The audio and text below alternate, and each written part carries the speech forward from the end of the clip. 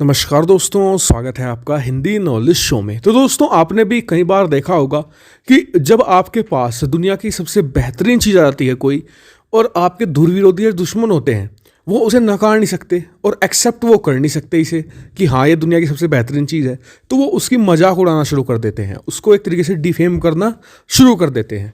Rafale के मामले में भी ऐसा ही हुआ। राफेल आज की तारीख में दुनिया का सबसे बेहतरीन लड़ाकू विमानों में से एक गिना जाता है। खास करके जितने भी चीनी लड़ाकू विमान हैं वो उसके आसपास भी नहीं फटकते। कारण है क्योंकि चीन कॉपी करके बनाता है, तो भारत के पास जितने भी लड़ाकू विमान मौजूद है सब ओरिजिनल है। जिससे भी लिए हैं ओरिजिनल, हमने खुद किसी भी लड़ाकू विमान की कॉपी तैयार नहीं की है, और कभी भी कोई कॉपी किसी ओरिजिनल को ओवरलैप कर ही नहीं सकती। ऐसे में चीनियों ने राफेल के आने के बाद बहुत उसका मजाक उड़ाया कि हमारे पास तो ये है, उसकी कार्ट में वो है।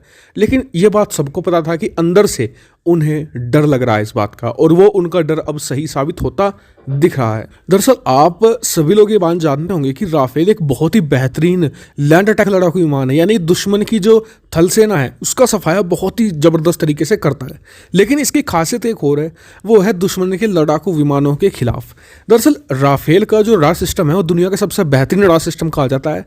और इसमें होता क्या है कि जैसे कि कोई दुश्मन का लड़ाकू विमान इसके आसपास है, इससे पहले कि वो राफेल को पकड़े या डिटेक्ट करे, ये उसे डिटेक्ट करके अपने दुश्मन के लड़ाकू विमान को उसे लॉक कर देता है, और बस यहीं पर सारा खेल खत्म हो जाता है। फिर ये आसानी से कोई भी अपनी एक मिसाइल फायर कर देगा और दुश्मन का लड़ाकू विमान धराशायी हो जाएगा। शुरुआत में इस कैपेबिलिटी को सब यही मानकर चले थे, भारत में भी यही मानकर चले थे कि ये तो कागजी मतलब की बात है, पता नहीं सही में हो ना हो। लेकिन जब राफेल भारत आया और उसके बाद जो उसकी कैपेबिलिटी दिखी, सब आश्चर्यचकित हो गए। यहाँ तक कि भारतीय वायुसेना के जो एक तरीके से पायलट्स थे वो भी इसकी कैपेबिलिटी को देखकर आश्चर्यचकित है। और इसी से अब चीन भी डरा हुआ है, क्योंकि भारत ने अब राफेल से सीख लेकर ही अपने जितने भी लड़ाकू विमान हैं सब में अब ऐसा रडार लगाने का फैसला कर लिया है। और साथ ही इसमें अपग्रेडेड रडार लगाए जाएंगे ऐसा के भी, जिससे कि ये इतने काबिल हो जाएंगे कि भारतीय सीमा में रहकर ही चीन पर जबरदस्त धावा बोल सकेंगे। ये इसकी सबसे तगड़ी खासियत हो जाएंगी और चीनी वायुसेना का सफाया कर सकेंगी। चीन के लिए बहुत बड़ा सरदर्द बन चुका है, क्योंकि भारत तो अपना जो सबसे छोटा लड़ाकू विमान है जैगवार, उसे भी अपग्रेड करने की सोच रहा है। बड़े को तो छोड़ ही दो आप। तो चीनियों के लिए मुसीबत यही बनेगी कि उनका कोई भी कितना भी अच्छा लड़ाकू विमान क्यों ना हो, भारत उसे ध्वस्त कर देगा।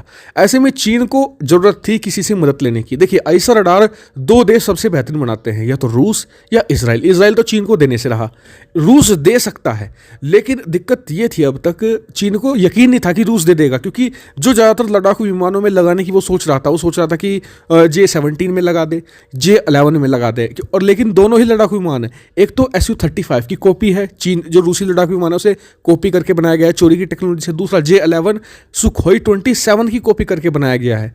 ऐसे में चीन को पूरा यकीन नहीं था कि रूस उसकी जो रिक्वेस्ट है वो एक्सेप्ट कर लेगा। लेकिन फिर भी उन्होंने भेजा कि जी हमें अपने J-11 लड़ाकू विमान में जो ऐसा रडार है वो लगवाना है।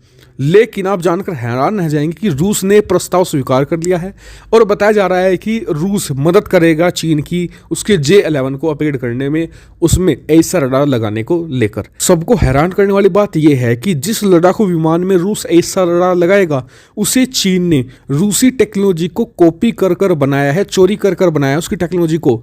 जी हाँ, सारे समझौतों का उल्लंघन करते हुए भी। लेकिन रूस फिर भी मदद कर रहा है, क्योंकि उसे दिख रहा है थोड़ा सा पैसा मिल जाएगा और चीन के साथ उसकी नज़दीकियाँ रिश्ते और सुधर जाएंगे। यानी कि रूस सीधे सीधे जाकर चीन की गोद में बैठा हुआ है। चलिए छोड़िए, जिसे मरना है मरे।